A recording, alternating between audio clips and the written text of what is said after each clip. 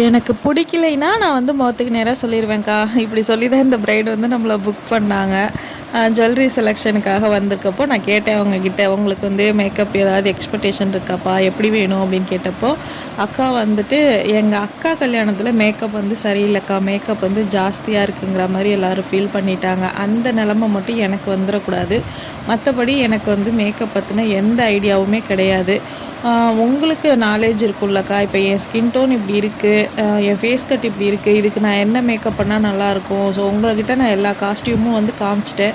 So அதுக்கு எப்படி makeup பண்ணா நல்லாயிருக்குமோ, ஜுவல்ஸ்லேருந்து மேக்கப்லேருந்து எல்லாமே நீங்க சொல்லுங்கக்கா. நான் அத மாரி செலக்ட் பண்ணிக்கிறேன்.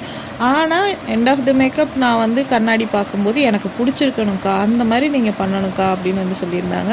ஸோ எனக்கு வந்து என் மேல நெறைய கான்ஃபிடென்ட் இருந்துச்சு. நிச்சயமா அந்த பிரைடுக்கு வந்து புடிச்சா மாரி செய்ய முடியும் அப்படின்ட்டு. அவங்களோட ஸ்பாட்டுக்கு போனதுக்கப்புறம் அவங்க வச்ச ஒரே ஒரு டிமாண்ட் வந்து, "என்னோட ஹேர் ஸ்டைல் மட்டும் சேஞ்ச் பண்ணாதீங்கக்கா. நான் சின்ன வயசுலேருந்து வாகு எடுக்காம இப்படி மேலே ஏத்தி ஏத்தி சீவியே பழகிருச்சு. ஸோ எனக்கு இந்த ஹேர் ஸ்டைல் மட்டும் இப்படியே இருக்கிற மாரி பண்ணிருங்க" அப்படின்னாங்க.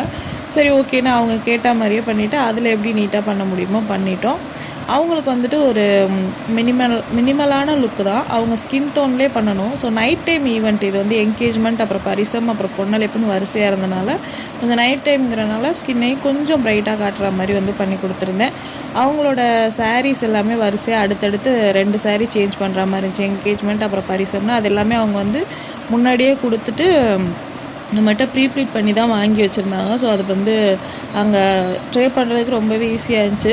ஸோ ஃபைனலா பிரைடு வந்து கண்ணாடியும் பார்த்துட்டு, "எனக்கு ரொம்ப புடிச்சிருக்குக்கா. தேங்க்யூக்கா. அப்புறம் வந்துட்டு நாளைக்கு காலையிலயும் இதே மாரி பண்ணிருங்கக்கா. அதாவது முகூர்த்தம்க்கும் இதே மாரி பண்ணிருங்கக்கா. எனக்கு இந்த எந்த சேஞ்சஸும் வேணான்னு" சொன்னாங்க. அப்புறம் முகூர்த்தம்க்கு வந்து லைட்டா ஹேர் ஸ்டைல் மட்டும் சேஞ்ச் பண்ணி குடுத்தேன். அந்த லுக் வந்து உங்களுக்கு நான் இன்னொரு வீடியோல காட்டுறேன்.